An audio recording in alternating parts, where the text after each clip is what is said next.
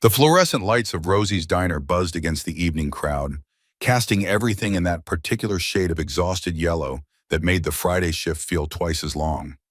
Rachel Carter moved between tables with the efficiency of someone who'd learned to waste nothing. Not energy, not time, not hope. 7 years of this, coffee refills, meatloaf specials, tips folded into her apron pocket to count later when Lily was asleep. The dinner rush had hit hard tonight, farmers and truckers and families stopping on their way through Nebraska to somewhere more important. The woman at the counter didn't fit. Designer silk blouse, tailored slacks that probably cost more than Rachel made in a month, phone clutched in manicured hands that kept checking messages she never answered. Yuki Nakamura had ordered tea 20 minutes ago and hadn't touched it, just sat there with her spine rigid and her breathing getting shorter. Rachel noticed because noticing was survival, the difference between good tips and getting stiffed. The woman's hand went to her chest, not casual, not adjusting jewelry, clutching. Her other hand gripped the counter edge hard enough to whiten her knuckles, and the color drained from her face in a way Rachel had seen once before, when old Frank had his heart attack in booth 7. The words came out strangled, urgent, in a language Rachel didn't understand. The woman gasped something that sounded like desperation wrapped in syllables Rachel couldn't parse, her eyes scanning the diner with that particular terror of someone drowning in a room full of air. The trucker in the corner booth looked up from his chicken fried steak. The young couple by the window stopped mid-conversation. Tony poked his head through the kitchen pass-through, spatula still in hand. Everyone stared, but nobody moved, because what could you do when you didn't understand the problem? Rachel's voice cut through the sudden quiet. Does anyone here speak Japanese? The answer came from the back corner booth, small and clear and utterly unexpected. A 7-year-old girl with blonde hair pulled into pigtails stepped around the table where she'd been doing homework during her mother's shift, her blue eyes focused with an intensity that didn't belong on a face that young. The Japanese flowed from Lily Carter's mouth like she'd been born speaking it. Whatever she said made the woman's terror crack just enough to let relief through, and the entire diner went silent in a way that had nothing to do with the emergency and everything to do with the impossibility unfolding in front of them. Lily kept talking, her voice calm and measured, asking questions that made the woman nod and shake her head and clutch her chest tighter. The girl turned to the watching crowd without breaking stride. She's having trouble breathing, and her heart hurts. I think it might be a panic attack or something worse. Someone needs to call 911 right now. The trucker already had his phone out. Tony was shouting the address into his cell, and Rachel stood frozen 3 feet from her daughter, watching a child she'd raised alone reveal a talent she'd never mentioned, never hinted at, never given any reason to suspect existed. Lily turned back to the woman, her small hand reaching out to rest on the trembling arm, and started speaking Japanese again. The rhythm of it was different now, slower, steadier, the kind of cadence you'd use to talk someone down from a ledge. The woman's breathing started to sync with the words, following the pattern Lily was setting, and color began creeping back into her face. The paramedics arrived in 6 minutes that felt like 60. By then, Lily had guided Yuki Nakamura through breathing exercises with the precision of a therapist, translating symptoms to Rachel in medical terms that shouldn't have been in a second grader's vocabulary. Elevated heart rate, hyperventilation, possible arrhythmia. The medics exchanged glances when this tiny blonde girl started interpreting between them and their patient, using terminology most adults couldn't pronounce. Yuki Nakamura grabbed Lily's hand as they loaded her onto the gurney. The Japanese words that came out were soft, reverent, and Lily smiled the shy smile Rachel knew meant her daughter was uncomfortable with praise. The ambulance pulled away, red lights fading into the Nebraska night. The diner stayed quiet for another 30 seconds before the whisper started, urgent conversations about what they'd just witnessed. Rachel stood in the middle of it all, order pad forgotten in her hand, staring at her daughter like she was seeing her for the first time. The words came out harder than she intended. Lily Catherine Carter, we need to have a very serious conversation about where you learned to speak Japanese like that. Lily's confidence evaporated. She looked down at her sneakers, at the worn linoleum, anywhere but her mother's face. When she finally spoke, her voice had gone small. I learned it from anime shows, Mama. I wanted to understand what they were saying without reading the subtitles, so I taught myself. I've been practicing for 3 years now. 3 years. Rachel's mind spun backward through 3 years of late shifts and double work weeks and coming home so tired she barely had energy to kiss Lily goodnight. 3 years of her daughter learning an entire language in the margins of Rachel's exhaustion, hiding it like it was something to be ashamed of. The answer to why came before Rachel could ask, I didn't think you'd believe me. You're always so tired when you come home, and I didn't want to bother you with something that seems silly. The words hit like a punch to the sternum. Rachel dropped to her knees right there in the middle of the diner, pulling her daughter into a hug tight enough to feel the small heartbeat against her own chest. Her brilliant, thoughtful, impossibly kind daughter had been carrying around genius-level language skills because she didn't want to add to her mother's burden. Tony appeared at her elbow, his rough cook's face wet with tears he wasn't bothering to hide. His voice came out rough. That little girl of yours is special, Rachel. Real special. Ain't never seen nothing like that in my 15 years working here. Lily tugged on Rachel's uniform, her face serious in that way that made her look older than 7. Mama, do you think Ms. Nakamura will be okay?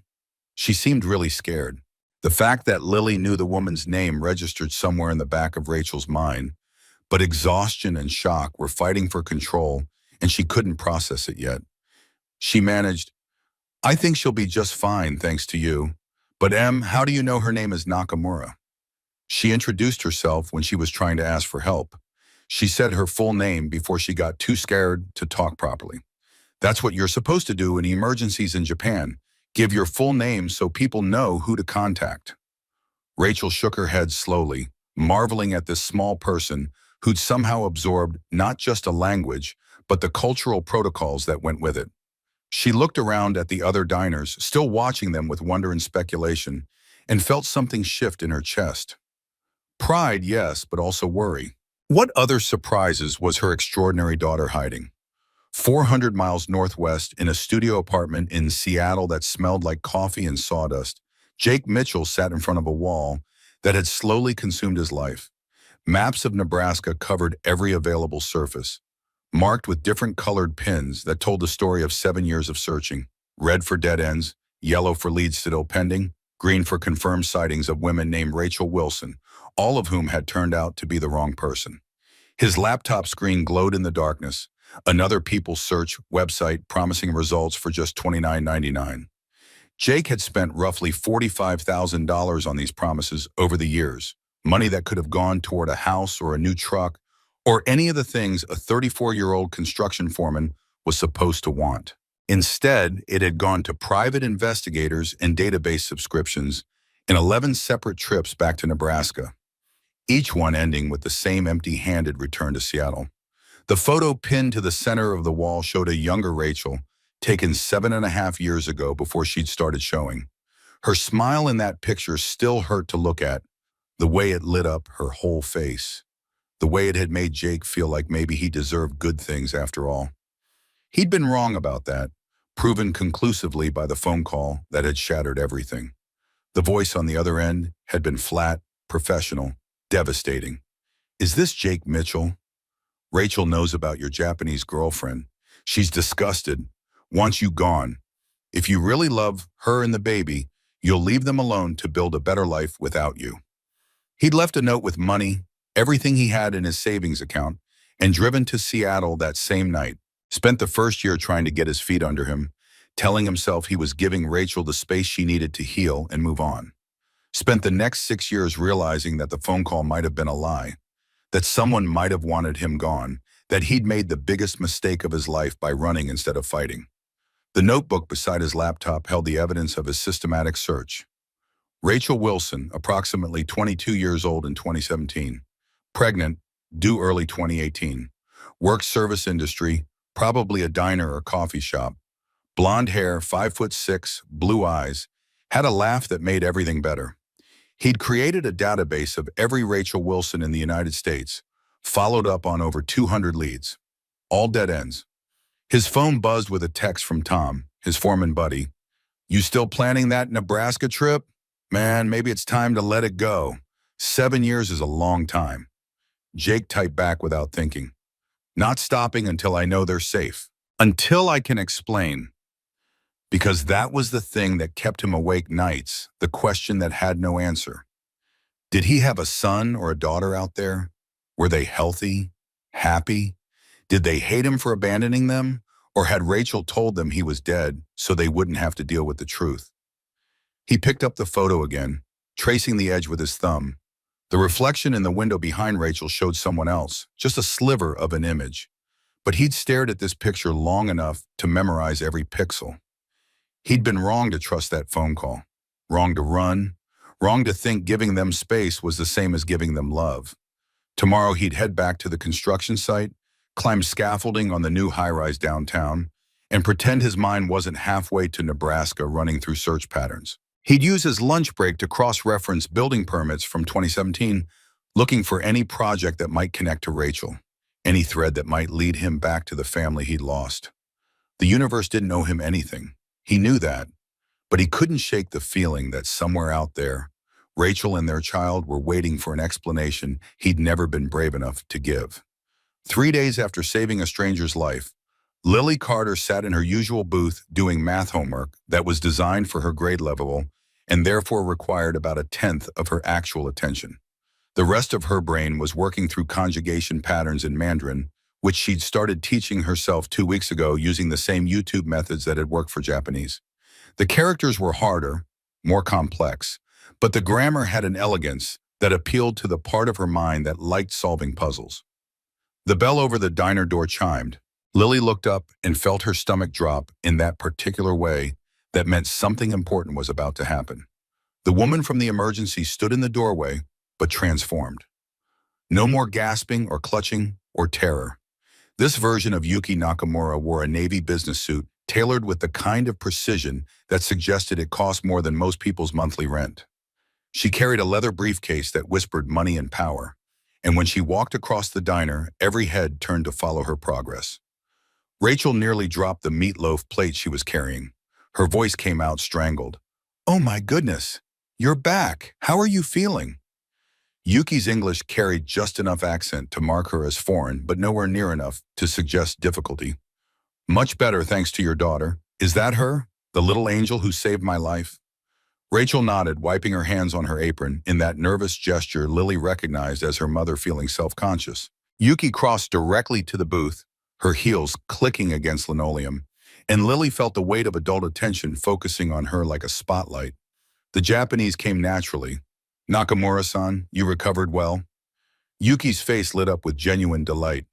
"Hi, okage-de? Yes, thanks to you. May I sit with you for a moment?" Lily nodded, carefully setting down her pencil and closing her math workbook to hide the fact that she'd finished the entire week's assignment in 20 minutes. Yuki slid into the booth across from her with the grace of someone used to commanding boardrooms, but her eyes held warmth that made Lily's shoulders relax fractionally. The conversation flowed between Japanese and English, Yuki switching languages so Rachel could follow along from where she hovered nearby, order pad forgotten. Lily explained her teaching method, the anime shows and YouTube tutorials and flashcards she'd made from index cards stolen from the school supply closet. Yuki asked to see her notebooks, and Lily pulled them from her backpack with hands that trembled slightly. The pages were covered in neat rows of hiragana, katakana, and kanji characters, vocabulary lists organized by theme, grammar notes with examples, small drawings beside difficult words to help remember meanings. Yuki flipped through them with increasing amazement, her professional composure cracking to show something like wonder. Her voice came out soft. "This is university-level work, Lily. Most adults struggle to reach this level of proficiency. You've essentially become bilingual on your own." The words made something glow in Lily's chest, bright and warm and terrifying. She'd spent 3 years hiding this part of herself, convinced it made her weird, that other kids would make fun of her if they knew. But Yuki was looking at her like she'd done something remarkable instead of something embarrassing. The question slipped out before Lily could stop it. "Really? I always worry I'm making mistakes because I don't have anyone to practice with." "Your pronunciation is nearly perfect. You have a natural gift for languages. Have you tried learning any others?" Lily shook her head, then reconsidered. "Spanish would probably be more useful here, but Japanese is more fun. The culture is really interesting too. Did you know in Japan they have trains that go over 200 miles per hour?" Yuki smiled, but Lily saw something shift behind her eyes, some calculation being made. The woman leaned forward slightly. What grade are you in at school? Second grade, but it's kind of boring. We're still learning things I already know. Rachel's sigh carried years of frustration. The school says she's academically advanced, but they don't have programs for that. They just give her extra worksheets to keep her busy. The look that crossed Yuki's face was complicated, something between sympathy and recognition and determination. She pulled a business card from her briefcase and handed it to Rachel with both hands, a gesture Lily recognized from her cultural research as showing respect. Rachel stared at the card long enough that Lily knew her mother was reading it multiple times, trying to process the information. Her voice came out uncertain. You're the CEO of Nakamura Technologies, the tech company that makes computer chips? Among other things, yes. I also sponsor educational programs for gifted children. I'd like to help Lily if you'll let me. The temperature in the diner seemed to drop 10 degrees. Lily watched her mother's spine straighten. That particular stiffness that meant pride was about to override practicality. Rachel's words came out careful, controlled. I appreciate the offer, I really do. But we don't accept charity. We get by just fine on our own. Lily felt panic rising in her chest. This woman actually understood, what it was like to have a brain that worked too fast in interests nobody else shared.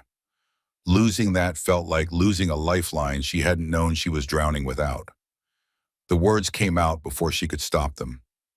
Mama, it's not charity if I earned it by helping someone, right? That is just people being grateful.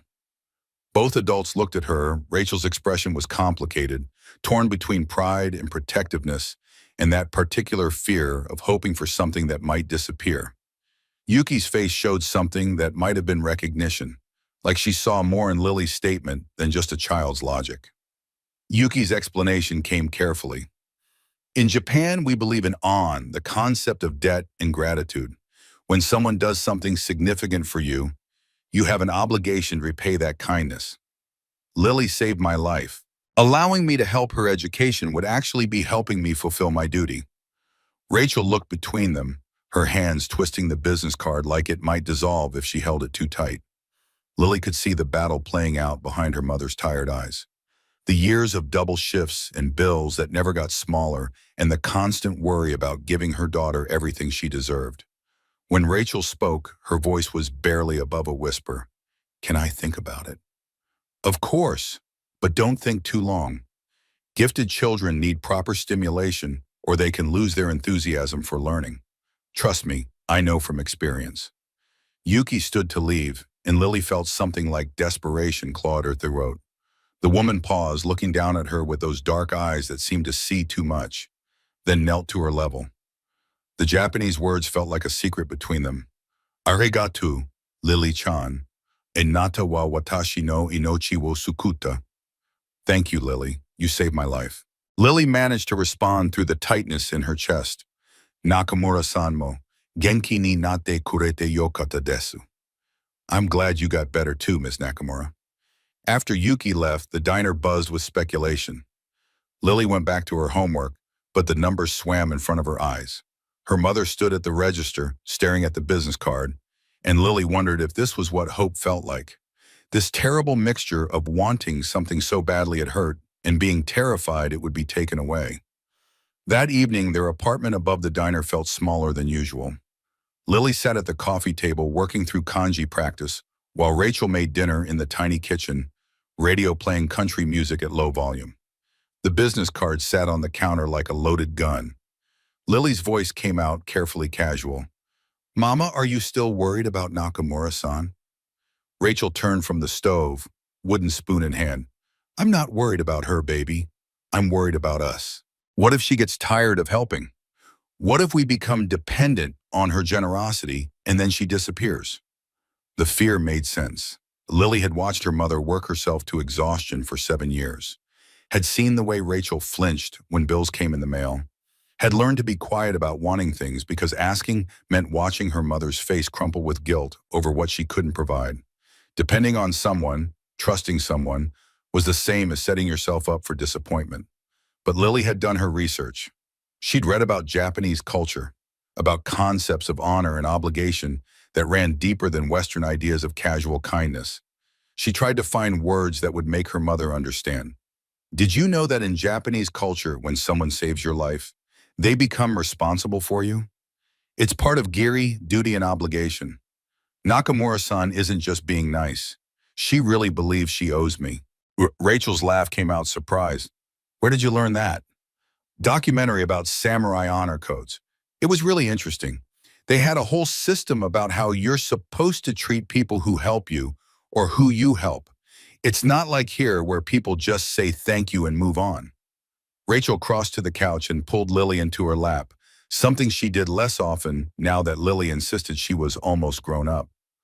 Her mother's heartbeat was steady against Lily's back, grounding. Sometimes I forget how smart you are. I'm not that smart. I just like learning things. Remember when I went through my dinosaur phase and memorized all their names? You didn't think I was a genius then.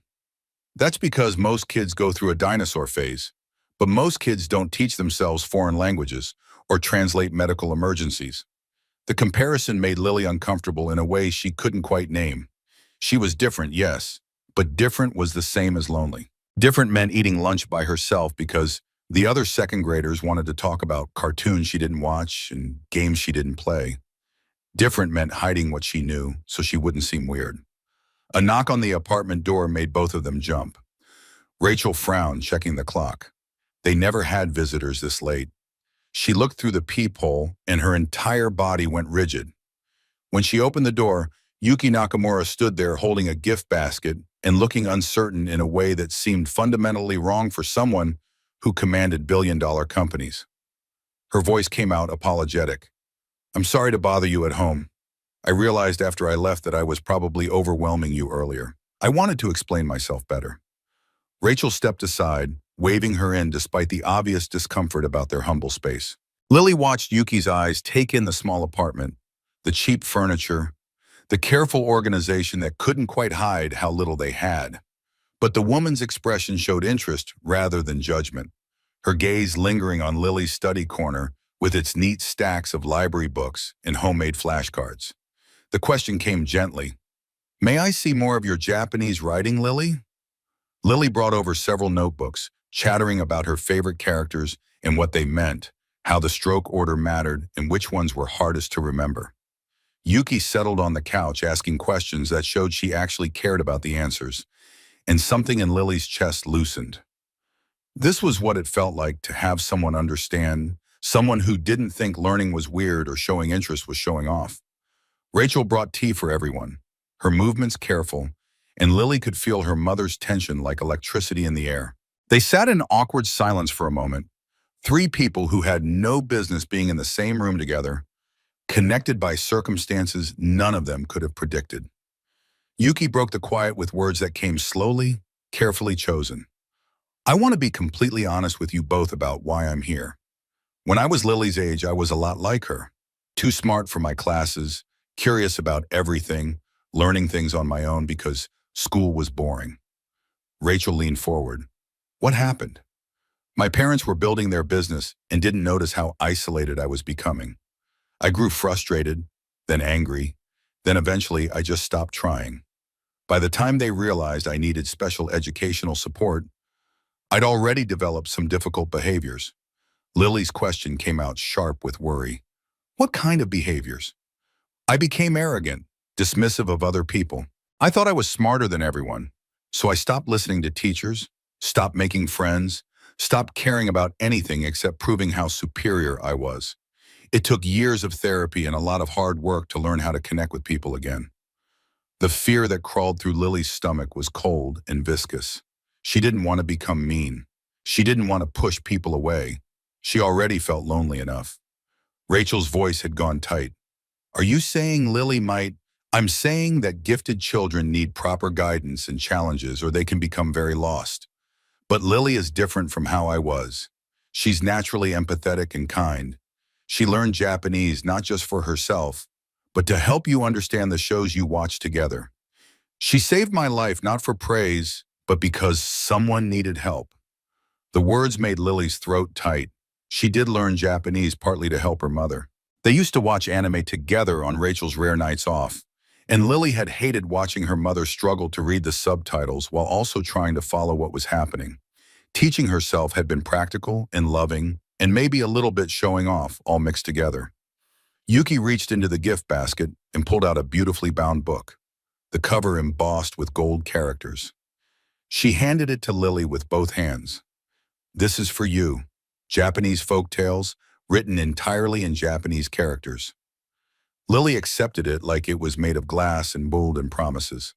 Her fingers traced the embossed title, and she felt her eyes sting with tears. She absolutely would not cry in front of anyone. But Yuki wasn't done. "I have a confession. It's also a test. If you can read and understand these stories, then I'll know for certain that your language abilities are as extraordinary as I suspect." The challenge lit something competitive in Lily's chest. She opened to the first page and began reading aloud, translating The Tale of the Bamboo Cutter and the Moon Princess. The Japanese flowed easily, and the story unfolded with the kind of elegant sadness that made her think about parents and children and the distances that could grow between people who loved each other. When she finished the first story, both women were staring at her. Yuki's voice came out hushed. "That settles it. Rachel, your daughter isn't just gifted. She's what we call profoundly gifted. Her language acquisition abilities are probably in the top fraction of 1% of the population." Rachel's tears started silently, tracking down her cheeks while she covered her mouth with one hand. Lily wanted to comfort her but didn't know how, didn't understand if her mother was sad or happy or scared or some combination of all three. The question Rachel finally managed came out broken. "What do we do about it?" "We get her tested by the best educational psychologists in the country.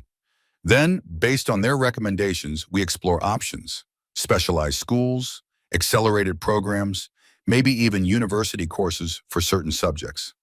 University? She's 7 years old.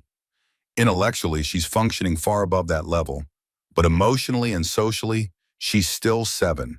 That's why we need experts to design a program that challenges her mind while protecting her childhood. Lily climbed into her mother's lap with the book of stories, needing the anchor of familiar arms. Her voice came out smaller than she intended. "Mama, would it be okay if I got smarter? I promise I won't become mean like Nakamura-san did when she was little." Yuki's laugh was soft and genuine. "I wasn't mean when I was little, Lily. I became mean when I was older because no one helped me learn how to use my gifts properly." Rachel looked between them, her expression showing the weight of a decision that would change everything. When she spoke, her words came with the careful precision of someone drawing a line in sand. "If I agree to this, I have conditions. Lily comes first always. If any of this makes her unhappy or changes who she is as a person, we stop immediately." "Agreed. And I want to be involved in every decision. I may not have fancy degrees, but I'm her mother and I know her better than any specialist ever will." "Absolutely." Rachel took a deep breath that seemed to come from somewhere deep in her chest. "And one more thing. I pay you back eventually, somehow. I don't care if it takes 20 years. This isn't charity. It's an investment in Lily's future that I'll repay with interest." Yuki smiled and Lily recognized the expression of someone meeting an equal. "Deal. But Rachel, you're already paying me back every day by raising such an extraordinary human being." And the words felt important, like they meant something more than what they literally said. Lily tucked them away in the part of her brain that collected useful information, filing it next to verb conjugations and cultural protocols, and the careful observation that sometimes adults said one thing while meaning something completely different underneath. 2 weeks later, Lily sat in the most sophisticated office she'd ever seen, 40 floors above downtown Chicago, with windows that showed the city spreading out like a circuit board below. Dr. Rebecca Torres watched through one-way glass while Lily worked through assessments designed for high school students, puzzles that were supposed to be challenging, but mostly just felt like fun. In the observation room, Rachel gripped the railing hard enough that her knuckles went white.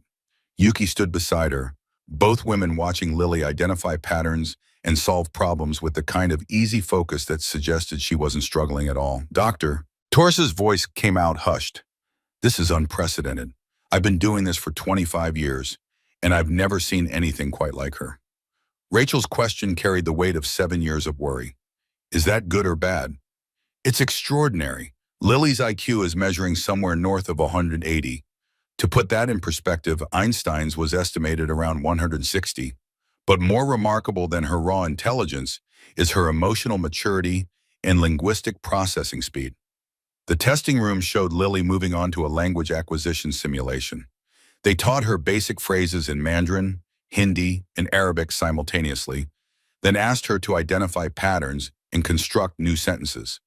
Within 30 minutes, she was holding simple conversations with native speakers via video chat, her face bright with the pleasure of solving puzzles that actually required effort. Rachel's voice came out strangled. How is this possible? Yuki answered quietly. Some children are born with brains that function differently. Lily's neural pathways for language and pattern recognition are probably structured unlike 99.9% of the population. Dr. Torres added clinical precision to the explanation. What we're seeing suggests Lily has what we call savant-level linguistic abilities, but without the typical social or developmental challenges that usually accompany such gifts. She's essentially a genius with the emotional intelligence of a well-adjusted child. The testing continued for 3 more hours. Advanced mathematics that Lily approached like games. Logical reasoning that made her laugh when she found elegant solutions. Creative problem-solving where she generated answers the testers hadn't considered. Through it all, she maintained natural curiosity and infectious enthusiasm, chatting with the testers during breaks like they were friends she'd known for years. When they finally finished, Dr. Torres invited everyone to her private office. Lily immediately gravitated toward a wall of books, running her fingers along spines and reading titles in multiple languages.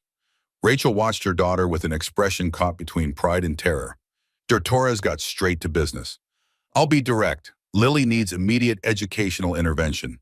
Her current school environment isn't just inadequate, it's potentially harmful to her intellectual development. Rachel felt her stomach drop.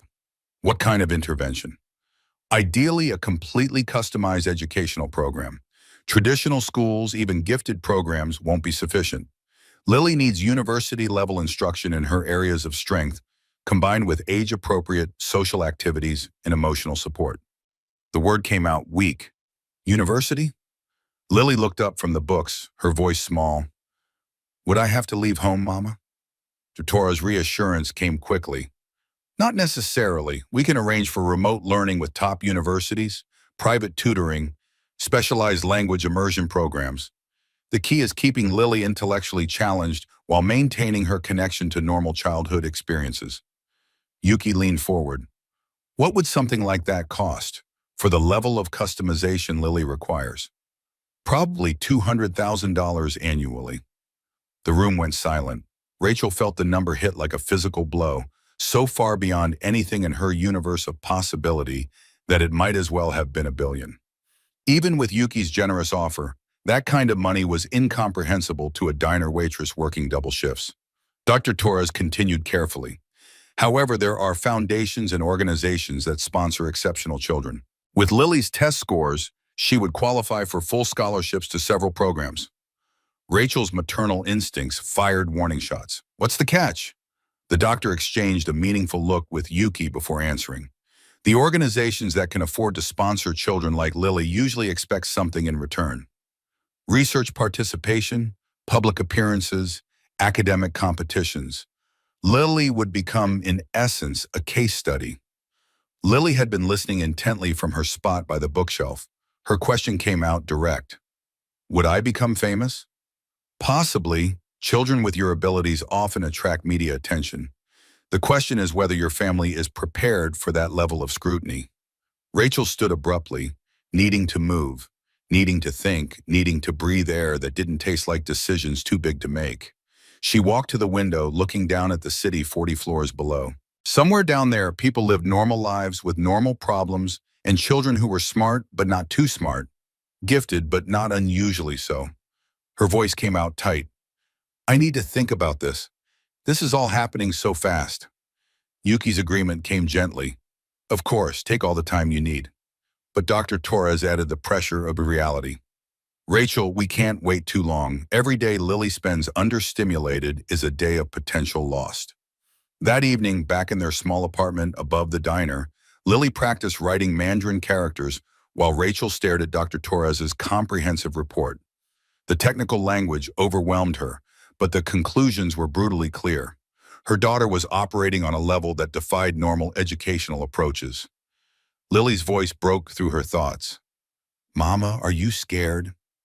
The question deserved honesty. "Terrified, baby. What if I make the wrong choice? What if all this attention changes you into someone I don't recognize?" Lily set down her pencil and climbed onto the couch beside her mother.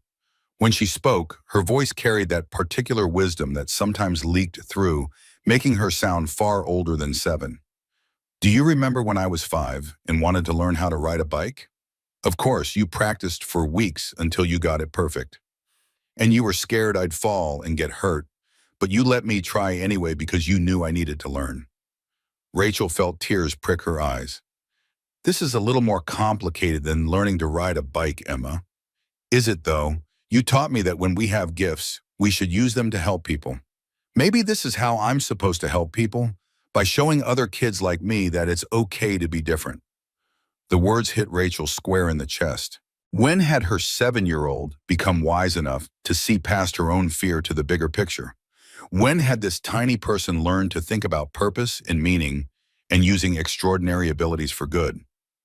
Rachel's phone rang before she could formulate a response. Yuki's name appeared on the screen, and Rachel felt her heart rate kick up. She answered, "Hello? I'm sorry to call so late, but I've been thinking about Lily's situation all day. I have a proposition that might address your concerns." "I'm listening." "What if we started small? Instead of diving into a full program immediately, what if I arranged for Lily to spend a few hours each week with private tutors? We could test how she responds to advanced instruction without committing to anything permanent." The suggestion felt manageable in a way the earlier conversation hadn't. Rachel found herself nodding, even though Yuki couldn't see it. "That sounds more reasonable. And Rachel, I want you to know that my interest in Lily isn't purely altruistic. I've been struggling with some major decisions about my company's future, and watching Lily tackle challenges with such joy and curiosity has reminded me why I fell in love with learning in the first place."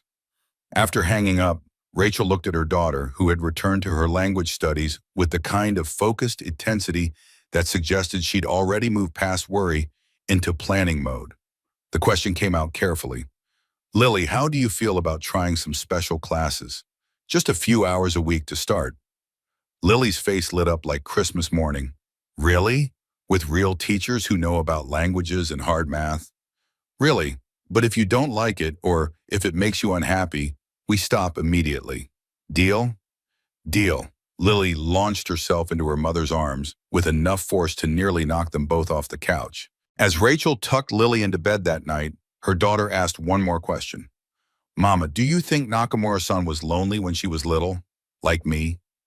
The observation stopped Rachel cold. "Why do you ask?"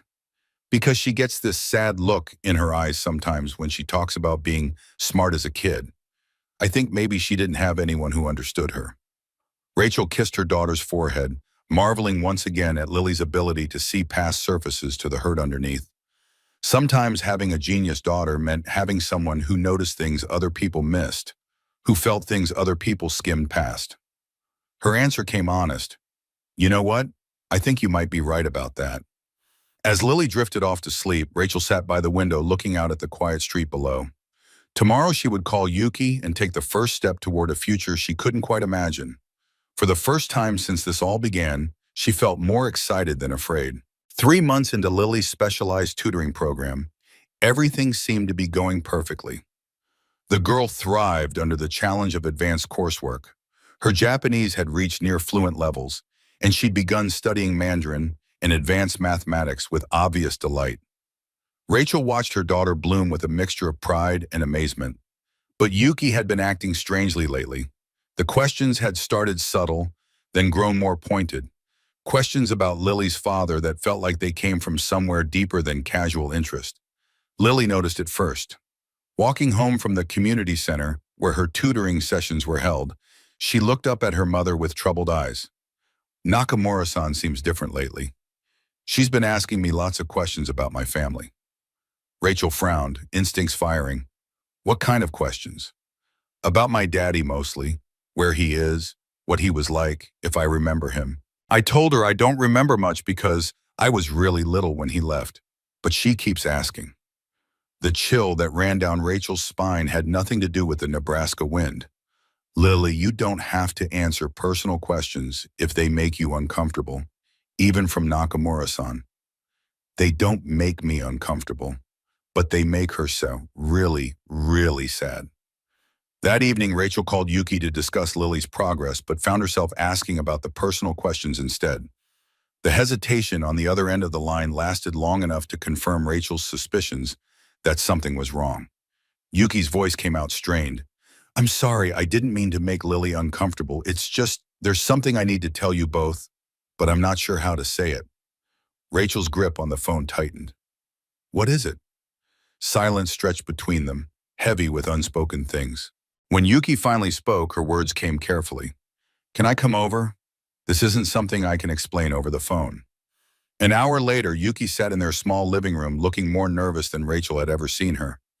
Lily curled up in her favorite chair with a book, but Rachel noticed she wasn't turning any pages, her attention fixed on the two adults instead. Yuki started slowly, her hands twisting together in her lap. 7.5 years ago, I was in Nebraska on business. I had a relationship with someone. It was brief, but it meant more to me than I realized at the time. Rachel felt her heart rate quicken, some part of her already knowing where this was going, even as her conscious mind rejected the possibility. Yuki continued, each word seeming to cost her. The man's name was Jake Mitchell. He was working construction on a building project my company was funding. He was kind, funny, incredibly intelligent despite having no formal education. The book slipped from Lily's hands and hit the floor with a sound like thunder in the sudden quiet. Both women turned to look at her, but Lily sat frozen, staring at Yuki with eyes that had gone too wide, too shocked, too understanding for a 7-year-old. Yuki's voice dropped to barely above a whisper. I didn't know he had a daughter. I didn't know about you, Lily. If I had known... Rachel stood abruptly, her mind reeling, trying to process what she was hearing. Her voice came out harder than she intended. Are you telling me that you think Jake Mitchell is Lily's father? That you had an affair with my daughter's father? Not an affair. Jake told me he wasn't in a relationship. He said he was single, working to support himself while he figured out his next steps in life. He lied. Rachel's voice went cold and flat. He was living with me. I was 6 months pregnant with Lily when he disappeared without a word. Lily spoke suddenly, her voice small and confused and cutting straight through the adult anger to the heart of it. Nakamura-san, did you know my daddy? Yuki turned to face Lily, tears streaming down her face in a way that made Rachel's anger falter slightly. I think I might have, sweetheart. And I think he might have left because he was confused and scared, not because he didn't love you. That's not possible. But even as Rachel said it, pieces were clicking together in her mind. Jake's sudden interest in Asian culture during those last few weeks, the mysterious phone calls, the way he'd seemed distant and conflicted before he vanished. Yuki reached into her purse and pulled out an old photograph, holding it out with shaking hands. Rachel took it, and the world tilted sideways. It was definitely Jake, but younger and happier than she remembered seeing him in those final months. In the picture, he was laughing at something off camera, his arm around a younger version of Yuki, both of them looking at each other with obvious affection. Lily climbed down from her chair and took the photo from her mother's numb fingers. She studied it with that intense focus she gave to complex problems, tracing Jake's face with one small finger. When she spoke, her voice held wonder rather than accusation. He looks happy. Yuki's whisper was broken. We both were, for those 3 weeks. But when my father discovered the relationship, he threatened to disown me if I didn't return to Japan immediately. He said Jake was beneath our family's social status. Rachel sank back onto the couch, overwhelmed. So you just left? Without telling him? I was 24 and completely dependent on my father's approval. I wrote Jake a letter explaining everything, but I never sent it. I convinced myself it was better to make a clean break. Her voice broke completely. I had no idea he had a pregnant girlfriend. I had no idea I was destroying a family. Lily looked between the two women, her young mind visibly processing the implications. Her question came out careful. So when my daddy left us, it wasn't because he didn't want me? Yuki dropped to her knees in front of Lily, taking the small hands in hers. Oh, Lily, I think your father left because he was torn between two worlds and didn't know how to choose. That doesn't make it right, but it might explain why he ran instead of fighting for what mattered. Rachel felt anger and grief warring in her chest, both demanding space, both overwhelming. This is why you've been helping us. Guilt over breaking up my family. Initially, maybe. When I realized who Lily was, I felt like I'd been given a chance to fix the damage I'd caused. But Lily is extraordinary in ways that have nothing to do with guilt or obligation. She would be remarkable, regardless of who her father is. Won't Lily surprise them both by walking over to Yuki and hugging her around the waist? I'm not mad at you, Yuki-san. You didn't know about me and you were scared of disappointing your daddy. Sometimes grown-ups make mistakes when they're scared. Yuki broke down completely, holding Lily close while tears poured down her face. Rachel watched her daughter comfort the woman who had unknowingly destroyed their family 7 years ago and felt something shift in her heart. After a long moment, Rachel spoke quietly. Yuki, do you know where Jake is now? Yuki looked up hopefully, carefully releasing Lily. I've been trying to find him. I hired a private investigator last month. The words hung in the air between them, heavy with possibility and fear in the weight of 7 years of separation. Rachel's next question came out barely above a whisper. And if you find him, what then? Then I tell him the truth. About what my father did, about Lily, about everything. Lily pulled back from Yuki's embrace, looking at her mother with those wise blue eyes that saw too much. Mama, do you want to see Daddy again? The question pierced straight through all of Rachel's defenses to the raw truth underneath. Did she want to see Jake again? The man who'd abandoned her, who'd left her pregnant and alone, who'd made her believe she wasn't enough, but also the man who'd made her laugh, who'd looked at her like she was precious, who'd talked about their future with such certainty she'd believed it was real. Her answer came honest. I don't know, baby. I really don't know.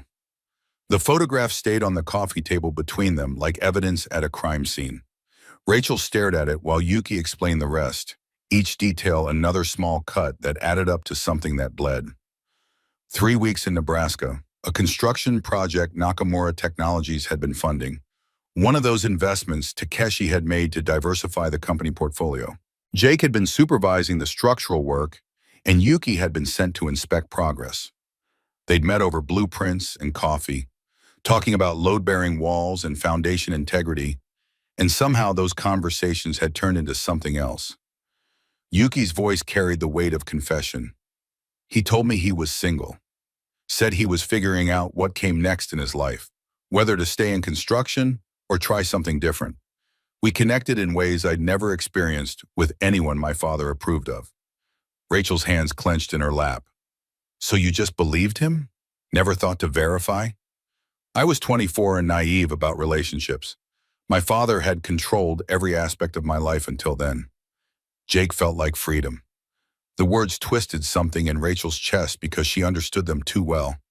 Jake had felt like freedom to her too, like possibility, like someone who saw past the diner uniform to the person underneath. She'd thought they had something real, something worth building a life on. Lily climbed into Rachel's lap without asking, needing the physical connection. Her voice came out small. What happened when you had to go back to Japan? Yuki's face crumpled. My father found out. I don't know how, but he always had ways of knowing things. He called me in Tokyo, told me to come home immediately or face disownment. When I said I cared about Jake, he said... She paused, swallowing hard. He said a construction worker was beneath our family's dignity, that I was embarrassing the Nakamura name. Rachel felt anger surge hot and bitter. And you listened to him. I was terrified of losing everything. The company, my inheritance, my father's approval. I know how weak that sounds, but I was raised to believe family honor mattered more than personal happiness. So you chose money over Jake. The accusation landed hard enough to make Yuki flinch. When she spoke again, Her voice had gone hollow. I chose fear over courage. I chose what I knew over what I wanted. And I destroyed something I didn't even know existed. Lily shifted in Rachel's arms, looking up at her mother. Mama, are you angry at Yuki-san? The question deserved honesty, even if the answer was complicated. I don't know what I am, baby. This is a lot to process. Yuki stood slowly, gathering her coat. I understand if you want me to leave. I understand if you do not want my help anymore. But please don't punish Lily for my mistakes. The words stopped Rachel cold because they were fair and true and infuriating. Whatever happened between the adults, Lily deserved her education, her opportunities, her chance to become everything she could be. Lily surprised them both by sliding off Rachel's lap and walking to Yuki. The hug she gave was fierce and uncomplicated. 7-year-old forgiveness wrapped in small arms. I'm not mad at you, Yuki-san. You didn't know about me and you were scared. Sometimes people make bad choices when they're scared. Yuki's composure shattered completely. She held Lily close, shoulders shaking with sobs that sounded like they'd been building for years. Rachel watched them and felt her anger war with something softer, something that recognized grief when it saw it. After Yuki left, promising to call about the investigators' progress, Rachel sat in the quiet apartment trying to make sense of the wreckage. Lily had gone to bed without protest, emotionally exhausted by revelations too big for her to fully comprehend. The photograph still sat on the table, Jake's young face frozen in a moment of happiness that now felt like a lie. Except it wasn't a lie, was it? He'd been happy with Yuki, maybe happier than he'd been with Rachel. Maybe that was the truth underneath everything else, the one that hurt most to acknowledge. Her phone buzzed with a text from Tony. Heard some of what happened from the gossip mill. You okay? She typed back, no, but I will be. Because she had to be. Because Lily needed her to be strong enough to handle this, to make the right choices even when all the choices felt wrong. 2 weeks passed in a strange limbo. Lily continued her tutoring program, but Rachel kept Yuki at careful distance. They communicated through emails about schedules and progress reports, professional and cold. Lily asked why several times, her young face troubled by the sudden frost between the adults who mattered to her. Rachel's explanation never quite satisfied. It's complicated, sweetheart. But she's trying to fix things. Isn't that what you always taught me? When you make a mistake, you apologize and try to make it right. The simple wisdom stung because Lily was right. Yuki was trying to fix what she'd broken, even if the breaking had been accidental, even if the consequences had rippled out in ways she couldn't have predicted. Tony cornered Rachel during the lunch rush on a Tuesday, his gruff voice cutting through her mental spiral. You've been torturing yourself for 2 weeks. That woman didn't know about you. She was young and scared. Rachel wiped down the counter harder than necessary. She still slept with Jake while I was pregnant. Jake lied to both of you. He's the one who messed up. But he left because someone told him to, someone who knew about both of us. The realization had been building slowly, pieces fitting together in ways Rachel hadn't wanted to see. Tony's voice dropped lower. Yuki's father. Rich, powerful man protecting his daughter, destroying anything that threatens the family image. Tony grabbed her hand, stopping the manic cleaning, and Yuki's trying to rebuild what he destroyed. She's spending her own money, her own time. She stood up to her father, Rachel. That takes guts. Rachel pulled her hand back, but the words had landed. Yuki had chosen differently when it mattered, when she knew the full truth instead of operating on her father's lies. That had to count for something. That evening, Lily sat at the coffee table practicing Mandarin characters with the same focused intensity she brought to everything. She looked up suddenly, pinning Rachel with those two wise eyes. Mama, do you think Daddy still thinks about us? The question carved into Rachel's carefully maintained defenses. I don't know, baby. Yuki-san said he was torn between two worlds. Maybe he chose wrong, but maybe he didn't know how to choose right. Where are you going with this? Lily set down her pencil with deliberate care. In Japanese, there's this concept called giri and ninjo, duty versus human feelings. Sometimes they conflict, and good people make bad choices trying to do what they think is right. Rachel crossed to the couch, pulling Lily close. When did you get so wise? I'm not wise. I just read a lot. The phone rang before Rachel could respond. Yuki's name on the screen made her stomach clench, but she answered. Hello?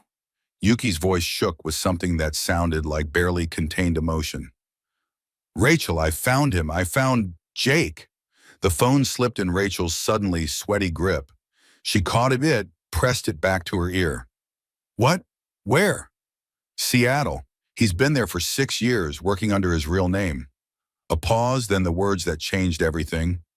Rachel, he's been searching for you this entire time. The world tilted sideways.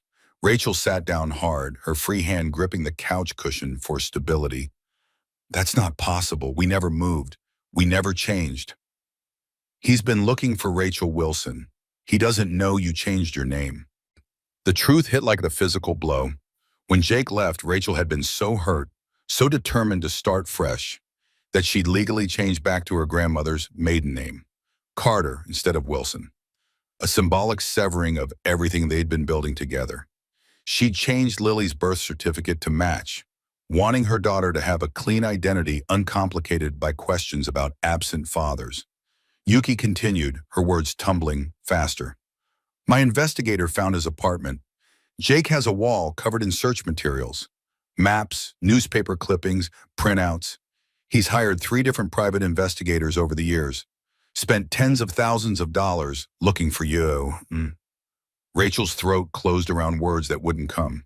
7 years she'd believed Jake abandoned them, chose Yuki over his family, walked away without looking back.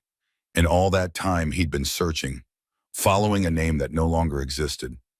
I'm coming over. I have the evidence. You need to see this. 30 minutes later, Rachel stared at photographs that rewrote her understanding of the past 7 years.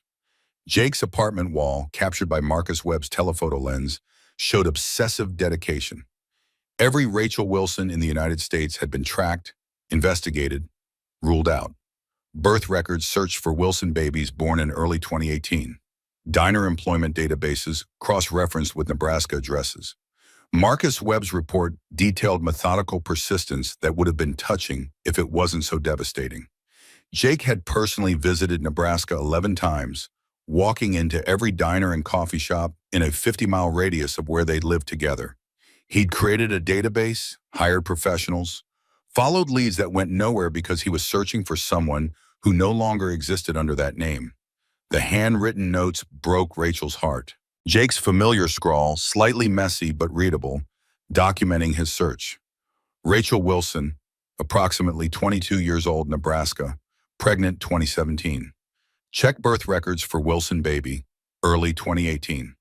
Work service industry, diner most likely. Blonde, 5'6", blue eyes, had a laugh that made the whole world better. That last detail shattered something in Rachel's chest. He remembered her laugh.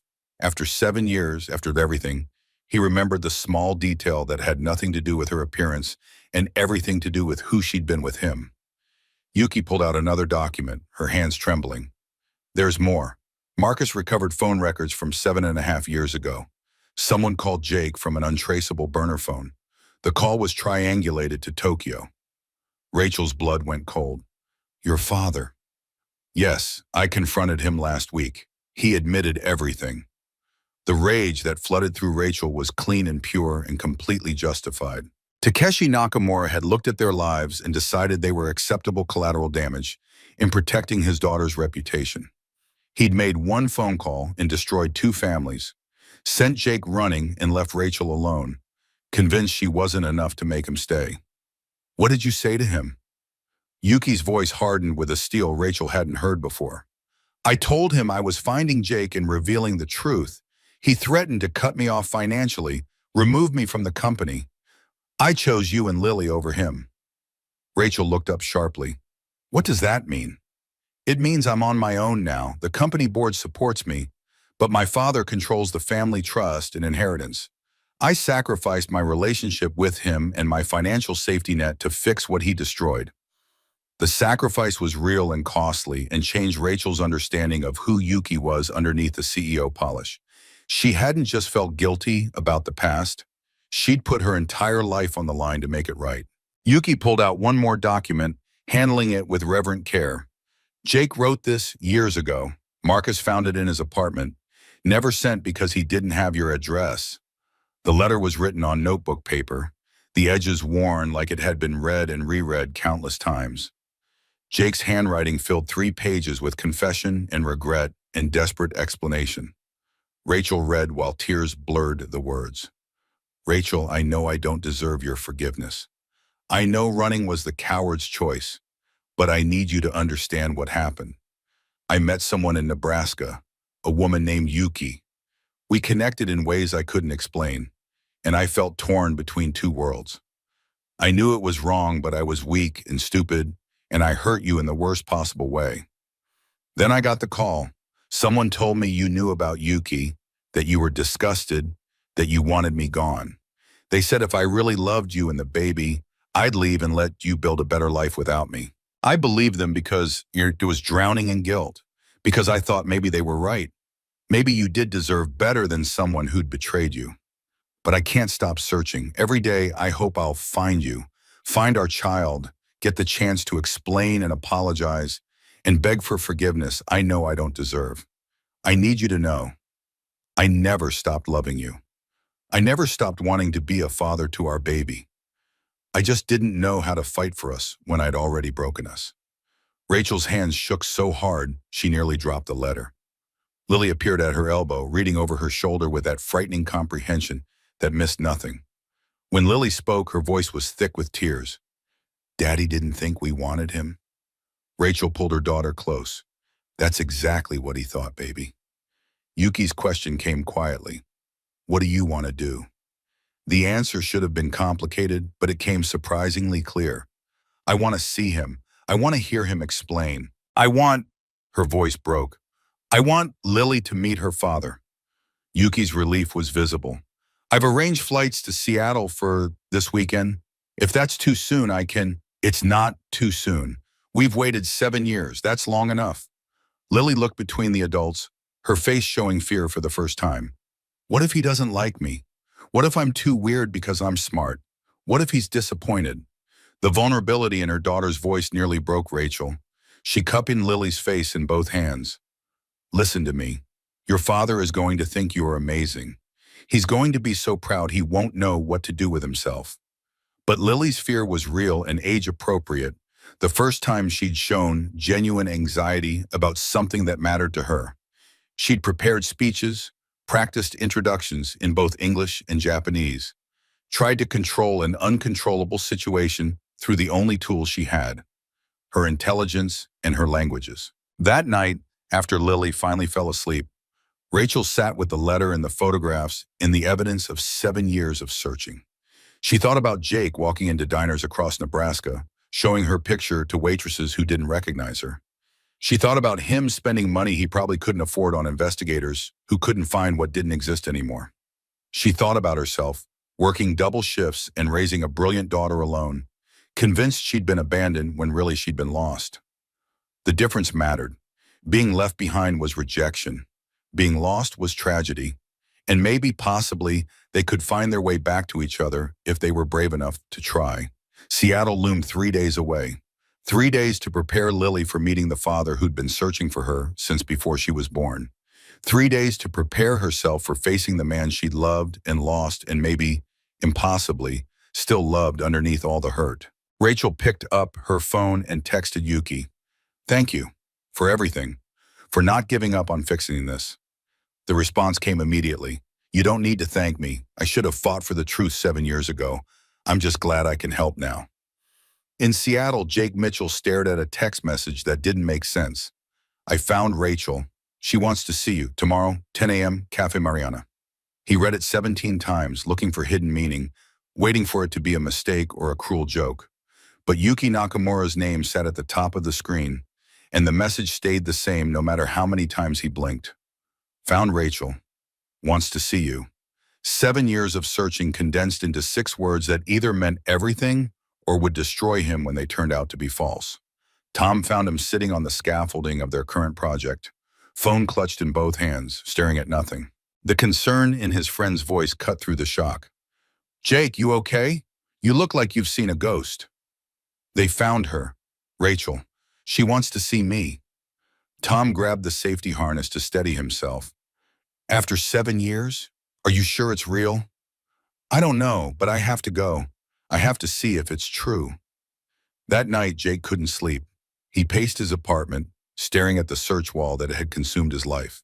Should he take it down? Leave it up? Would Rachel see it as proof of devotion or evidence of obsession? More terrifying, did he have a son or daughter? What did they look like? Were they healthy and happy? Did they hate him for disappearing? The questions spiraled until Tom showed up with beer and common sense. You're going to drive yourself crazy. Just go tomorrow, be honest, and hope for the best. What if she brought me here to yell at me? Tell me to stop searching. Then you apologize and give her that choice. But Jake, if she wanted you gone, she wouldn't have agreed to meet.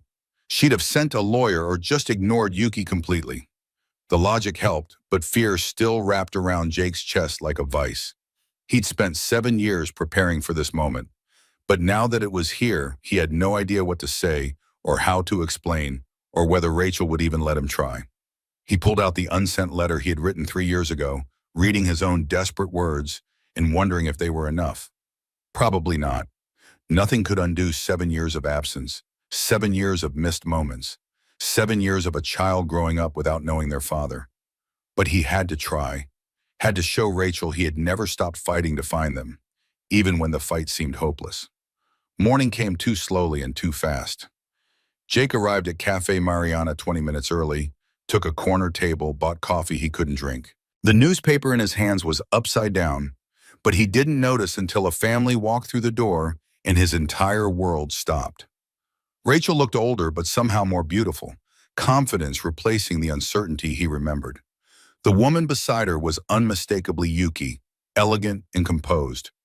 But the child between them stole Jake's breath completely. Blonde hair and pigtails.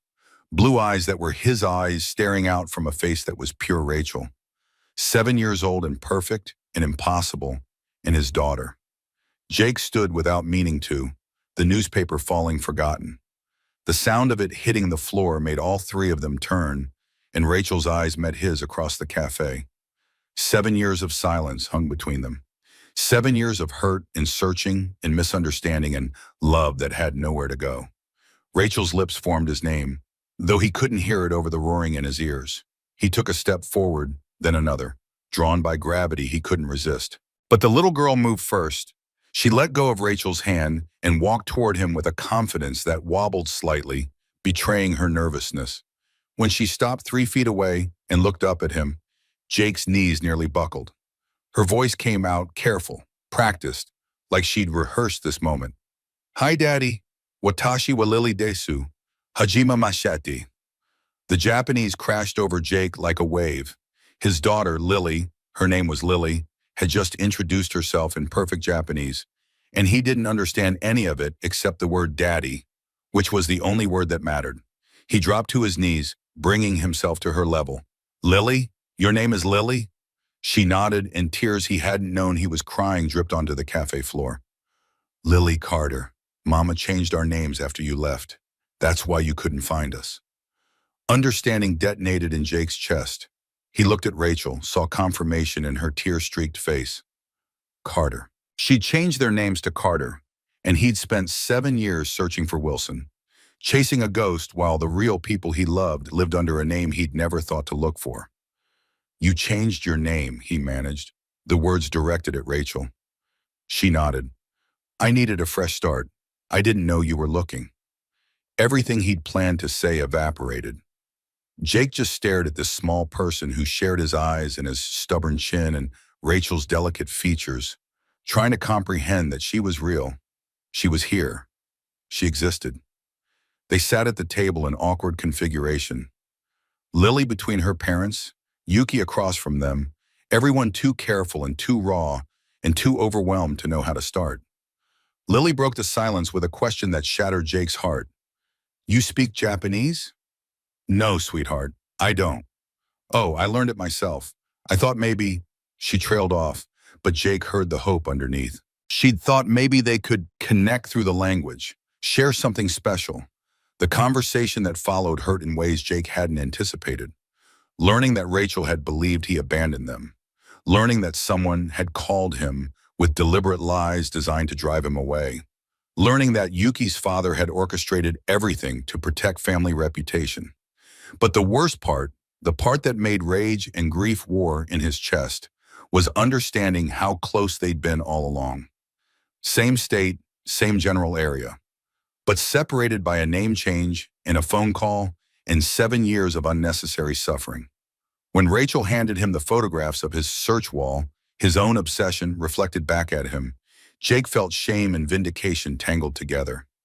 She could see what the search had cost him, but she could also see he'd never given up. Lily's small voice cut through the heavy silence. So nobody really did anything wrong? Yuki-san didn't know about us. Daddy didn't know about the baby. Only Grandpa Takeshi knew everything and lied. The adult wisdom in her child's clarity made Jake laugh through tears. Grandpa Takeshi? Lily shrugged. He's Yuki-san's father, so technically, but I don't think I want to meet him. The tension broke slightly, and Jake found himself actually smiling at this extraordinary child who'd made sense of adult mess with 7-year-old logic. He looked at Rachel, really looked at her, and found something unexpected in her eyes. Not forgiveness, not yet, but possibility. A willingness to hear him out, to consider that maybe they could find their way back to each other. Lily spoke again, her voice small and scared. Daddy, are you disappointed that I'm different, that I'm too smart? Jake's heart cracked clean through. Different? Lily, you're amazing. You're perfect. I'm not disappointed. I'm in awe. He pulled her into his arms for the first time, feeling the solid weight of her small body, breathing in the smell of her shampoo, memorizing this moment he'd dreamed about for 7 years. When he looked up, Yuki was crying silently and Rachel was smiling through tears, and Jake realized this was just the beginning. They had years to make up for, wounds to heal, trust to rebuild. But for now, holding his daughter while her mother watched and the woman whose father had destroyed them sat witness, Jake felt something he hadn't felt in 7 years. Hope. The cafe felt too public for what came next. Yuki made a quiet suggestion about her hotel suite, and nobody objected. They needed privacy for the conversations that mattered, space to process 7 years of damage, and the slim possibility of repair. The suite occupied 2 floors of a downtown hotel, the kind of luxury that made Rachel acutely aware of the gulf between Yuki's world and hers. But Lily gravitated immediately to the windows, pressing her face against the glass to watch Seattle spread out below like a promise. Jake couldn't stop staring at his daughter. Every gesture, every expression, revealed some new detail he'd missed. The way she tilted her head when thinking. The stubborn set of her jaw that was pure Mitchell genetics. The graceful hand movements that came from Rachel's side. Rachel caught him watching and something passed between them. Not forgiveness yet, but acknowledgement. They'd both lost 7 years to lies and misunderstandings, but they'd gained this extraordinary child who somehow existed despite everything trying to tear them apart. Yuki ordered room service, nobody touched, and made herself scarce in the suite's second bedroom, giving them space to navigate the minefield of their reunion. The awkwardness lasted until Lily broke it with typical directness. Daddy, did you really draw pictures of what I might look like? Jake pulled out his phone, scrolling through photos he'd taken of his apartment wall before leaving. The sketches were rough, his construction worker's hands better with blueprints than portraits, but the love in each attempt was unmistakable. Lily at 2, at 5, at 7, sometimes with dark hair, sometimes blonde, always smiling because Jake couldn't imagine his child any other way. Lily studied each drawing with intense focus. You made me too pretty, and my nose is different. You're exactly as pretty as I drew you. More, actually. Rachel leaned in to look, and Jake caught the scent of her shampoo, something floral he didn't recognize. 7 years was long enough for everything to change, for her to become someone he'd have to learn and all over again. Her voice came soft. You really never stopped looking. Not for a single day. I worked overtime, saved every penny, took jobs I hated if they paid better so I could afford investigators. He met her eyes, needing her to understand. I thought you'd moved on, but I had to know you were okay, had to know our baby was safe. She's more than safe. She's remarkable. The transition into explaining Lily's gifts felt natural.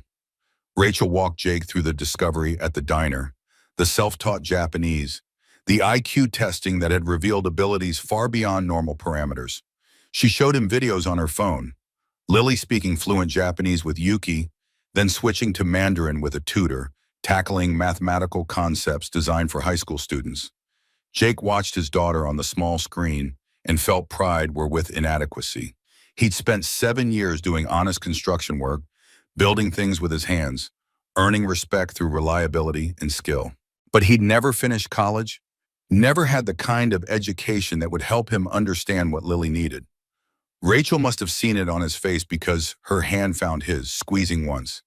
She needs you, Jake, not despite who you are, but because of it. She needs someone who can teach her that intelligence isn't just about books and tests, that building something real with your hands matters just as much as solving equations. The words settled something in Jake's chest. He looked at Lily, who'd moved to the couch with one of her language notebooks. "Hey, sweetheart, want to see something cool?" She looked up, curious and cautious in equal measure.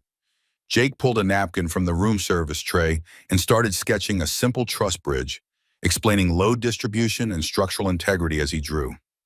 Lily moved closer, her eyes tracking every line, asking questions that showed she understood the principles faster than most adults.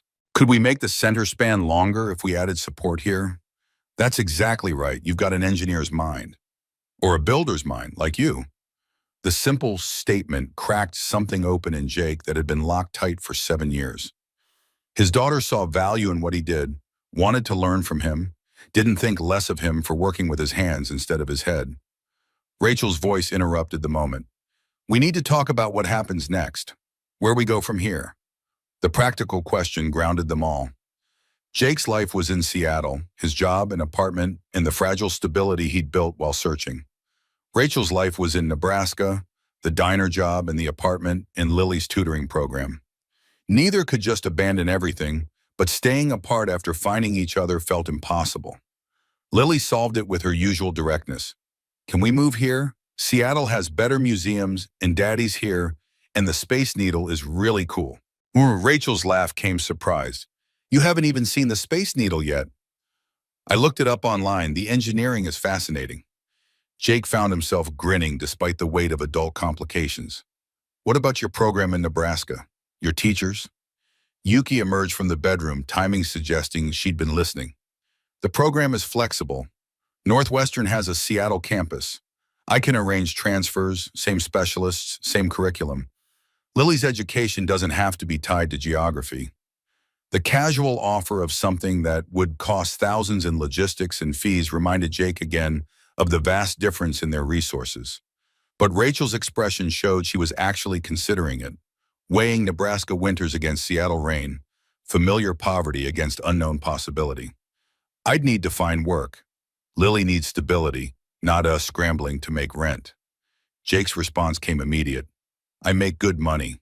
My company's union, benefits, steady hours. We could—" He stopped, suddenly aware he was assuming they'd live together, that Rachel would want that after everything. But Rachel's small smile suggested she'd caught the implication and wasn't rejecting it outright. "Let's take it slow, Jake, for Lily's sake. She needs to know we're not going to fall apart again." "Slow, I can do slow." Lily looked between them with an expression far too knowing for 7. "Slow is good. Mama always says good things take time to build right." The next 3 days unfolded like a surreal dream. Jake took time off work, and they explored Seattle together. 3 people learning to be a family while the 4th, Yuki, hovered at the edges, essential but careful not to intrude. Jake brought Lily to his construction site on Thursday morning. She wore a hard hat 3 sizes too big, drowning in the safety vest they'd scrounged from the office.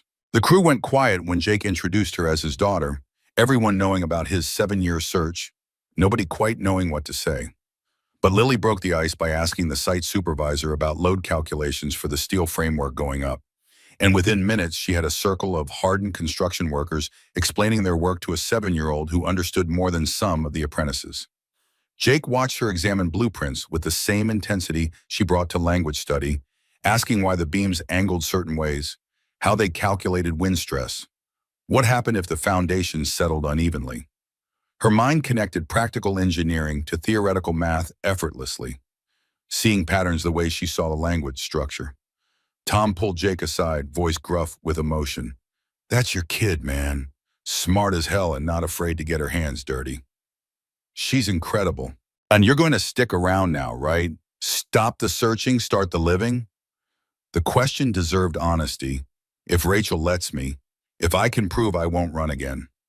Pike Place Market in Friday morning showed Lily a different side of Seattle. She watched fish throwers with scientific fascination, analyzing trajectories and catch techniques. Jake bought her flowers from a vendor who flirted with Rachel until she blushed, and something in Jake's chest twisted with jealousy and hope tangled together. They ate lunch overlooking the water, and Lily asked endless questions about Seattle weather, geology, history. Rachel watched them interact with an expression Jake couldn't quite read, something between happiness and caution. When Lily ran ahead to look at boats, Rachel leaned closer. She really likes you. I really like her. She's amazing, Rachel. You did an incredible job raising her. I did it alone because I thought I had to, because I believed you chose Yuki over us. I would never have chosen that. If I'd known, I know that now. She took a breath that seemed to hurt. But Jake, you still lied to me. You were seeing Yuki while we were together, and even if you didn't know I was pregnant, even if you thought we were casual, that still hurt. That still matters. The words landed like blows because they were fair and true and impossible to defend against. Jake had hurt Rachel through selfishness and confusion and weakness, and no amount of searching afterward could undo that original sin. His voice came quiet. I know I don't deserve another chance, but I'm asking for one anyway. Saturday morning brought them to the Space Needle. Lily pressed against the glass, calculating height and sway tolerance, while tourists snapped photos around them. Jake stood beside her, explaining the engineering in terms she could grasp, and Rachel watched from nearby with Yuki, the two women having reached some understanding Jake didn't quite comprehend. Lily's question caught him off guard. Daddy, how come you never went to college if you're so smart about buildings? Couldn't afford it. Started working construction right out of high school, learned on the job. Do you wish you had gone to college? Jake considered the question seriously. Sometimes, but I like what I do. There's something satisfying about building things people can touch and use and live in. About knowing your work matters in real concrete ways. Lily nodded slowly. That's what I like about languages. They're not just theory. You use them to connect with real people. The parallel struck Jake as profound. His daughter understood the value of practical application over pure academia, saw worth in things that served immediate human needs. Maybe they weren't so different after all. That evening, back at the hotel suite, Yuki's phone rang with a number that made her face go pale. She stared at it for 3 rings before answering, and Jake knew without being told who was calling. Yuki's voice went cold and formal. Father. Even across the room, Jake could hear Takeshi Nakamura's irritated tone. Yuki listened for perhaps 30 seconds before cutting him off. I gave you enough time to process. This isn't changing. I made my choice. Jake caught Rachel's eye, and they shared a look of mutual understanding. This conversation had been coming since Yuki admitted what her father had done. Yuki's hand shook slightly. You want to discuss this? Fine, I'm putting you on speaker. Jake and Rachel are here. They deserve to hear what you have to say.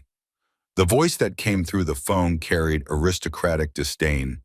This is a private family matter, not appropriate for... Jake took the phone before Yuki could respond. Mr. Nakamura, this is Jake Mitchell, the construction worker whose life you destroyed 7 years ago. The pause lasted 3 heartbeats. When Takeshi spoke again, his voice dripped condescension. Ah, the unsuitable American who couldn't accept his place.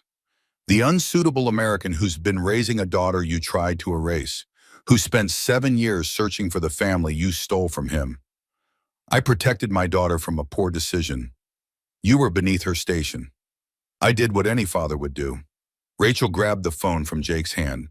Mr. Nakamura, I'm Rachel Carter. You don't know me, but you changed my entire life with one phone call. I raised a brilliant daughter alone because you decided your reputation mattered more than our happiness. I did what was necessary to. You did what was convenient. And you failed because your daughter is a better person than you raised her to be. She chose truth over comfort, chose family over money. And we're building something you can't control or destroy this time.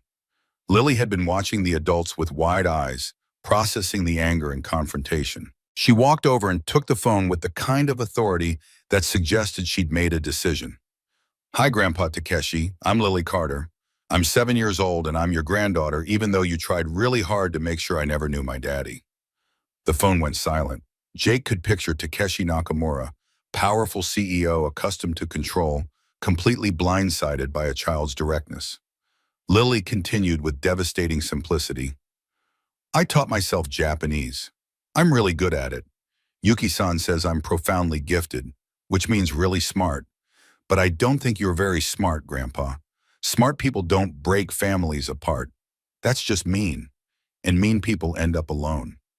She hung up the phone and handed it back to Yuki, then looked at the stunned adults. Was that wrong? Should I have been nicer? Jake burst out laughing despite himself. Rachel covered her mouth to hide a smile. Yuki stared at the phone like it might explode, then started crying and laughing simultaneously. That was perfect, Lily, absolutely perfect.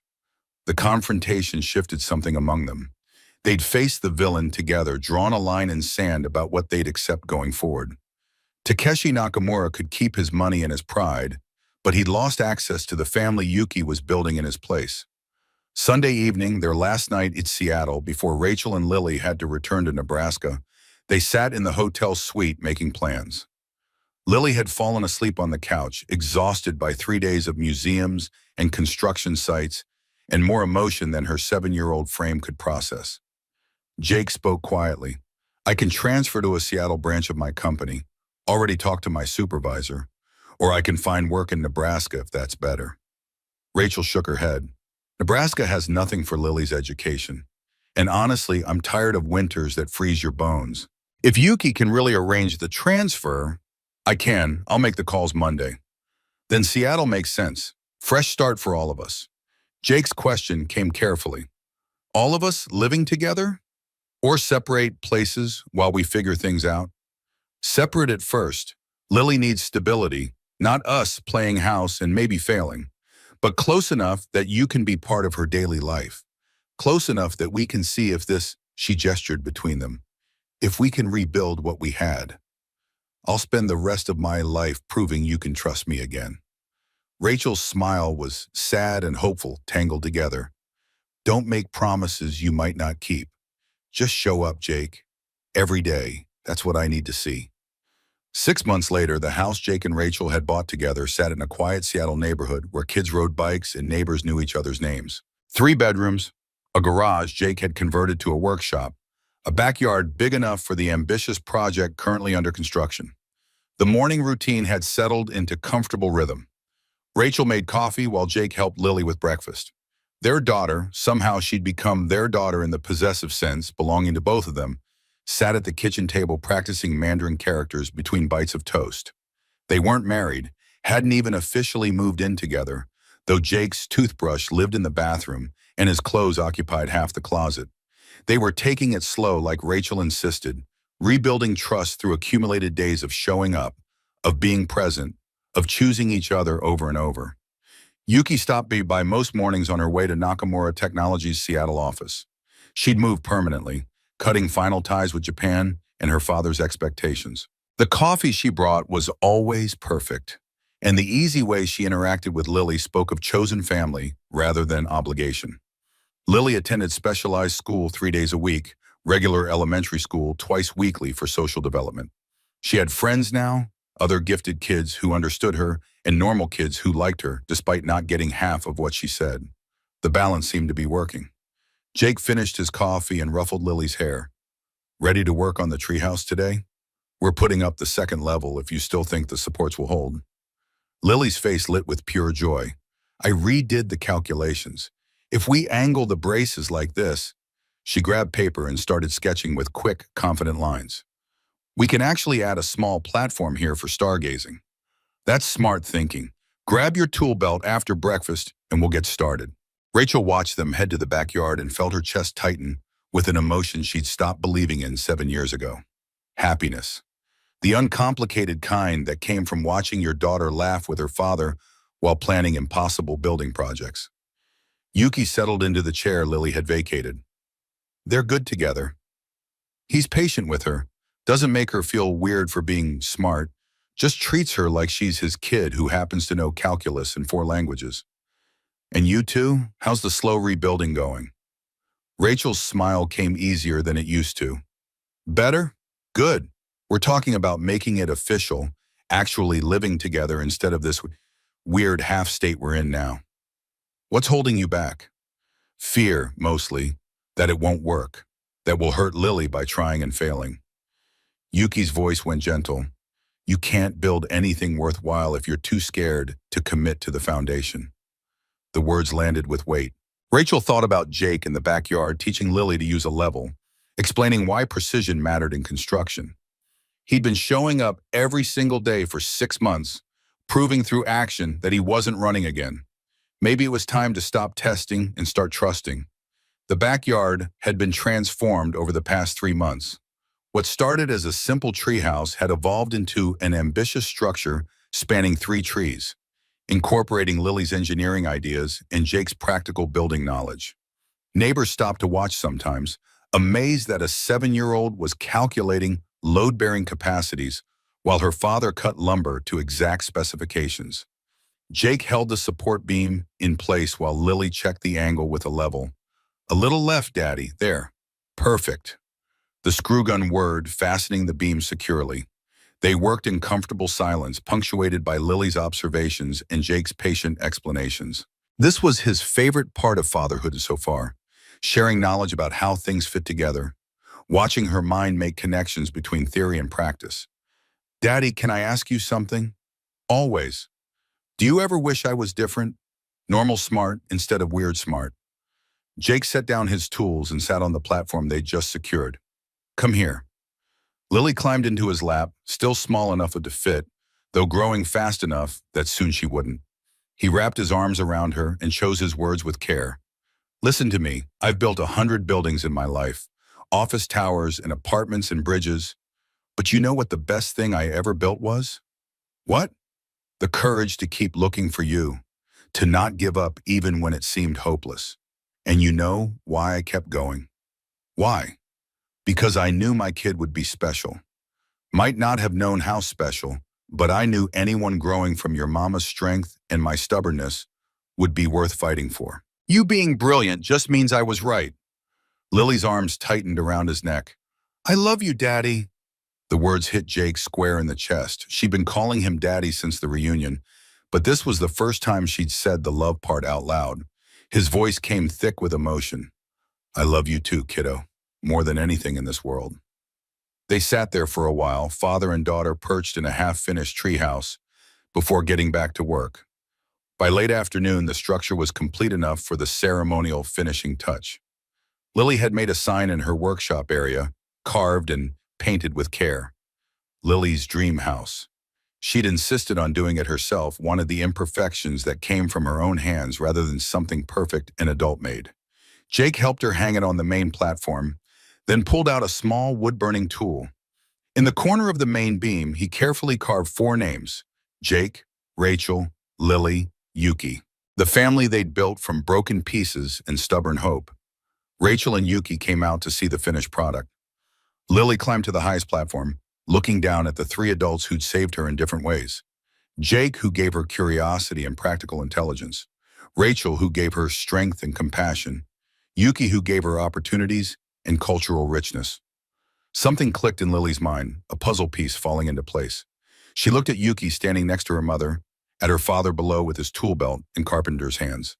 The photograph flashed through her memory, the one Rachel had kept on her nightstand for years. Young Jake standing with Rachel, and behind them in the window's reflection, a partial image Lily had noticed years ago when she was 5 and just starting to pay attention to details. She'd seen Yuki before that night at the diner. Seen her in that reflected image, had wondered about the mysterious woman in the background of her parents' happy photograph. When Yuki walked into Rosie's diner, Lily had recognized her immediately, though she'd been too young to fully understand the implications. But she'd suspected. Even at 7, she'd suspected the connection, had made sure to be extra helpful, extra impressive, extra necessary, had guided the reunion without anyone knowing, letting them all think it was accident and fate when really it was a 7-year-old genius orchestrating the reconciliation her family needed. The realization settled warm in her chest. Sometimes the smartest thing you could do was help people find their way back to each other without them knowing you were helping. Sometimes love meant giving adults the illusion of control while quietly fixing what was broken. Rachel called up, "Lily, come down, sweetheart. Dinner's ready." Lily took one last look at her 3 grown-ups, at the family she'd helped piece together, and smiled. "Coming, Mama." She climbed down carefully, Jake's hand steadying her on the ladder, and they walked together toward the house. Through the window, she could see the table set for 4, the kitchen warm with cooking and conversation, and the kind of ordinary magic that came from people choosing each other day after day. Inside, chaos reigned in the best possible way. Rachel had made pancakes for dinner because Lily requested them, and flour dusted every surface while bacon sizzled on the stove. Yuki arrived with bagels nobody needed, but everyone appreciated, and they all ended up in the kitchen together, talking over each other, switching between English and Japanese mid-sentence. Jake attempted a Japanese phrase he'd been practicing and mangled the pronunciation so badly that even Lily couldn't hold back laughter. Rachel's pancake flipped directly onto the floor, sending everyone into hysterics. Yuki told a story about her latest board meeting in 3 different languages, losing track of which one she was using. It was messy and loud and imperfect, and Lily memorized every detail to keep forever. After dinner, after dishes, after Lily had been tucked into bed with promises of more treehouse work tomorrow, the 3 adults sat on the back porch watching stars appear over Seattle. Rachel leaned into Jake's shoulder, a gesture that had become natural over the past months. "I've been thinking." "Dangerous." She elbowed him gently. "About us. About making this official. Not marriage necessarily, not yet. But actually living together, not half committed." Jake's arm tightened around her. "You sure I don't want to rush you?" 6 months isn't rushing, and honestly, you're already here most nights. Lily asks why you leave at all. What do you tell her? That we're taking our time, building something strong instead of something fast. Yuki stood up, giving them privacy. "I should head home. Early meeting tomorrow." Rachel caught her hand. "Stay. You're part of this too, part of the conversation about what we're building."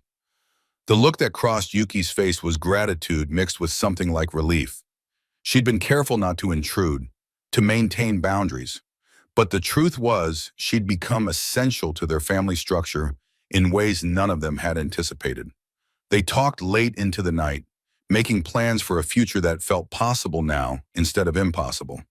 Rachel would give notice at the diner, focus on taking online business classes she'd been eyeing.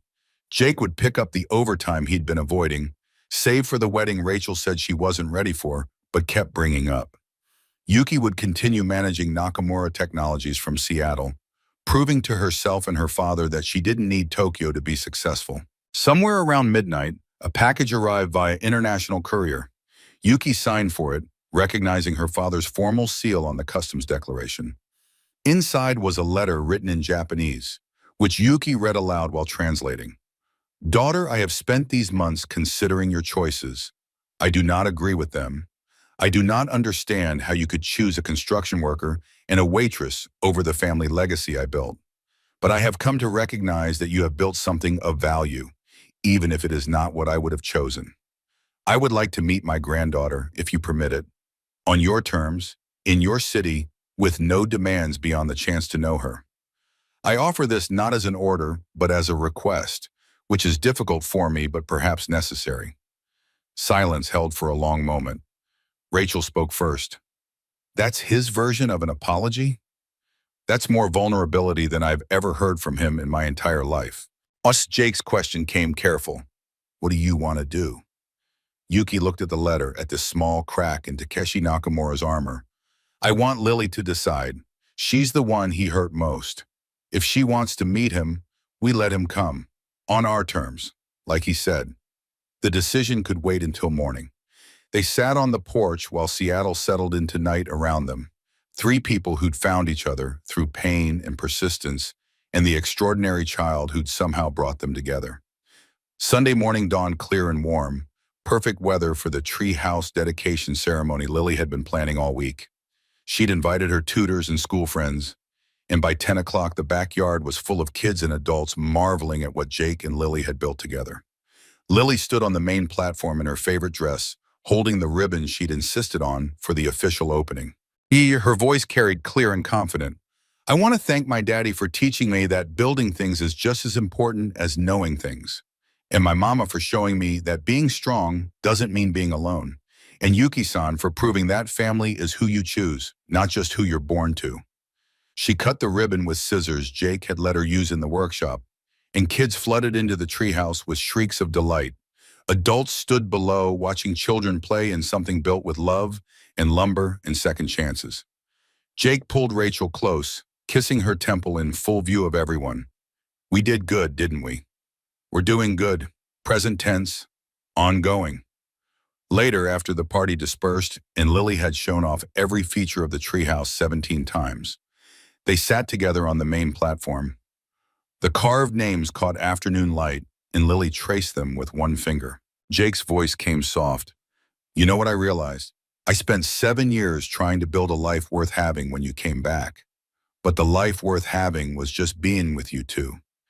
Everything else is just walls and roof. Lily looked up at him with those eyes that saw too much. That's really good, Daddy. You should write that down. Rachel laughed. He's right, though. The foundation matters more than the structure. People matter more than things. And love, real love, is worth fighting for even when it seems impossible. They sat in the tree house as shadows lengthened, three people who'd been lost and found and were learning to be found together. Below them, Yuki emerged from the house with her phone, looking up with an expression of mixed apprehension and hope. That was my father again. He's serious about visiting. Wants to know if next month works. Lily considered this seriously. Will he promise to be nice? I'll make him promise.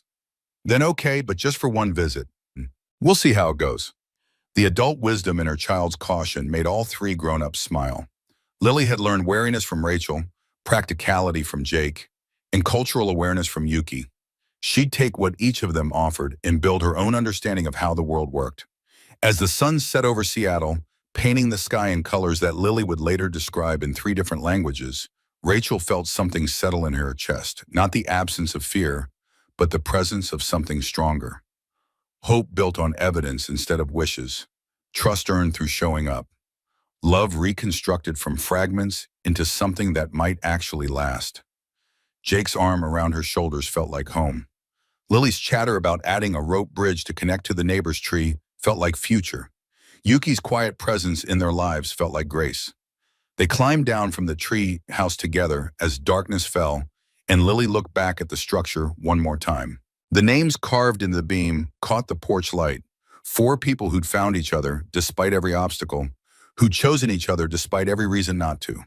She'd helped make this happen, her 7-year-old self recognizing connections adults couldn't see, guiding them toward each other with the kind of subtle manipulation that came from understanding people better than they understood themselves.